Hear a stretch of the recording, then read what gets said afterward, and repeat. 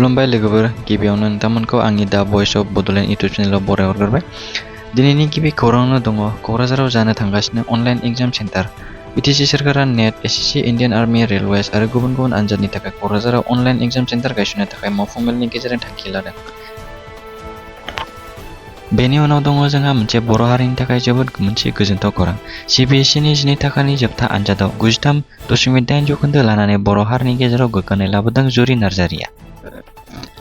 दानिया दङ चिरां बिजनी बल्लामगुरियाव जाब्रबथायजों सासे सुबुंनि जिउ खहा। जिउ खोमानाय लाइमोना बिजनी अक्सिगुरिनि 22 बोसोर बैसोनि खरन माल्लिक होननानै सिनायथि मोननाय जादों। जोबोर गोख्रैथिजों गाव हारसिंनो जाब्रबथायाव गोग्लैदों होनना मिथिनो मोननाय जादों। दानिया दङ उन्दै हिन्जावसाखौ जिनाहारि खालामनायनि दायाव क'क्राझार स्पेसियेल कर्टआ महर आलीखौ 20,000 रां जुरिमाना लोगोसे 20 बोसोर जोबथेसालिनि साजा फोसावबाय। दानिया जोबथा खौरां दङ ब्रयलार दाउजों बुंफबनाय सोनाब बेंगलनिफ्राय लाबोनाय गंसे बलेर' पिकआपआ 33 नं राजालामानि बाथाबारियाव बेलथायदों।